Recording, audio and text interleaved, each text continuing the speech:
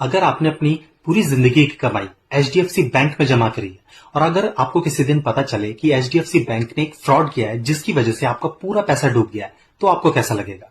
पूरी डिटेल जानने के लिए वीडियो को एंड तक जरूर देखें। एचडीएफसी बैंक के पिछले 15-20 दिनों में शेयर्स काफी नेगेटिवली रिएक्ट कर रहे हैं, जिसकी वजह से उनके 15-20% शेयर नीचे गिर गए हैं। यहां तक कि लार्ज कैप फंड और सेंसेक्स भी नीचे गिर गया है, क्योंकि एचडीएफसी बैंक मार्केट में एक बहुत बड़ा पोर्शन होल्ड करता है कैप फंड में। अभी रिसेंटली एचडीएफसी बैंक के चेयरमैन अतानु चक्रवर्ती ने रिजाइन दिया बाय सेइंग दैट कुछ तो अनएथिकल हो रहा है, यानी कि उनके वैल्यूज के अकॉर्डिंग ये बैंक नहीं चल रहा है और एचडीएफसी बैंक ने खुद अपने 3 सीनियर ऑफिशियल को टर्मिनेट कर दिया। पहले है Sampath Kumar, group head of branch banking. दूसरे हैं Harsh Gupta, executive VP of Middle East Africa. तीसरी हैं पायल मंदाना, सीनियर वीपी। ऐसा इसलिए हुआ है क्योंकि मिस सेलिंग का केस आया है। अब सीधी भाषा में इसको समझते हैं। एक्चुअली इन्होंने अपनी दुबई ब्रांच में क्या किया है कि इन्होंने 1000 वर्थ ऑफ क्रेडिट स्विस के 81 बॉन्ड्स मिस सेल किए हैं, ये कह के कि रिस्क बहुत कम है और रिटर्न बहुत ज्यादा मिलेगा। किसी भी कंपनी में कोई भी इश्यू आता है तो सबसे पहले इसी 81 बॉन्ड्स को राइट ऑफ किया जाता है।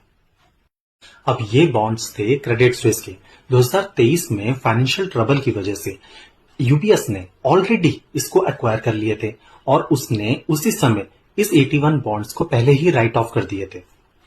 इसका मतलब जिस भी इन्वेस्टर ने इसमें पैसा लगाया है वो हो गया बिल्कुल जीरो। कि आप न्यू क्लाइंट ऑनबोर्ड नहीं कर सकते जब तक इन्वेस्टिगेशन चल रही है नहीं है, और HDFC bank is going through governance issue. अब ये कितना बड़ा इश्यू है, आइए इसको समझते हैं। एचडीएफसी बैंक के टोटल एसेट 40 करोड़ का है और उसके क्लाइंट टोटल 12 करोड़ अराउंड है। अभी ये फाइनेंशियली सॉल्विंग इश्यू है। एचडीएफसी बैंक फाइनेंशियली इंसॉल्वेंट नहीं हुआ है।